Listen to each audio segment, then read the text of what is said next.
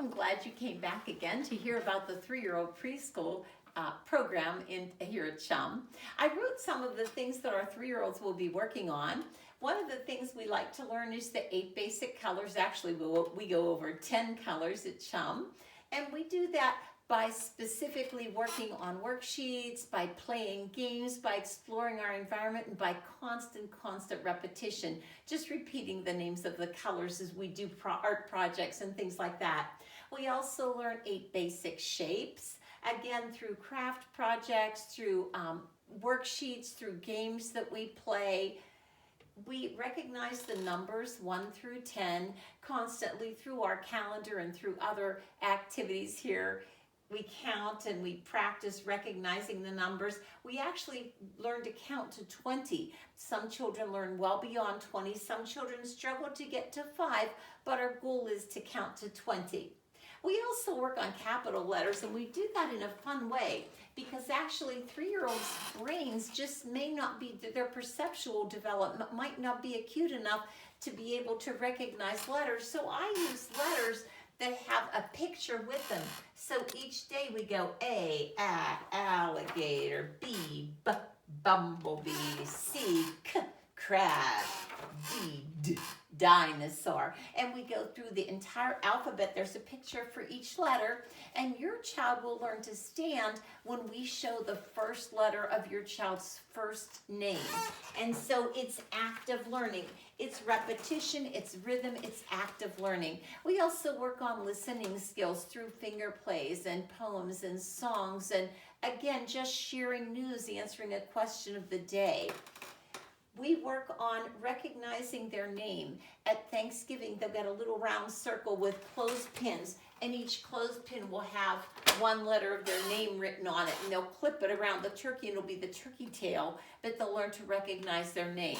When you teach your child, if you start to teach your child their name at home, make sure and teach them to start their name with a capital letter, and then teach them all the rest lowercase letters. We don't get into capital and lowercase letters in 3-year-old preschool. We just introduce capital letters, but when they write their name in 4-year-old preschool, it's easier if they know it starts with a capital and the rest is lowercase. So even if we want to focus on just the first letter of their first name, because physically they're really not able to write yet in 3-year-old preschool. And so we do a lot of things to develop their gross motor skills. One of the things we do is we introduce numbers. Something we might do a lot of is clip cards. So let's count how many presents. 1, 2, 3, 4, and we start with concrete objects and we move to pictures eventually. Now they have to be able to use their fine motors and press the clothespin open. If you give a clothespin to your child at home, you'll find that that's challenging for them. So now they clip it on the number 4, counting skills, number recognition, fine motor skills, and then they flip it over to see if that's the correct answer. They're usually self-correcting on the back. So fine motor skills. Some other things we do to develop their muscles so that they'll be ready for writing in 4-year-old preschool is we use a lot of Play-Doh. We use Play-Doh in balls at the table. We use Play-Doh at Halloween. We make monsters with Play-Doh. We count apples with Play-Doh for Johnny Appleseed. We make apples out of Play-Doh.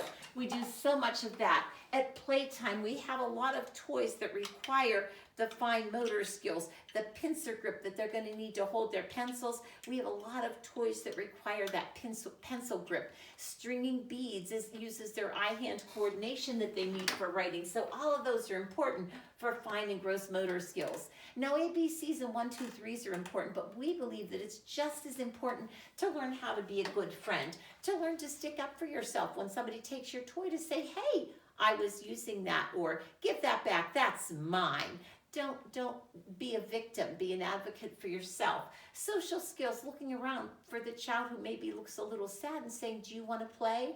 And learning that when somebody says, can I play? There's only one right answer, and that right answer is sure. Even if you don't want them to play with you, that's not okay. In preschool, we're all friends. And I call the kids friends because I want them to understand that we're all one big group of friends. We're not little cliques. We're not, ooh, he doesn't look like us, he can't play with us. We don't want that here. We want them to learn that everybody can be friends, and we want them to learn empathy, how somebody's feelings could get hurt or how somebody could be sad.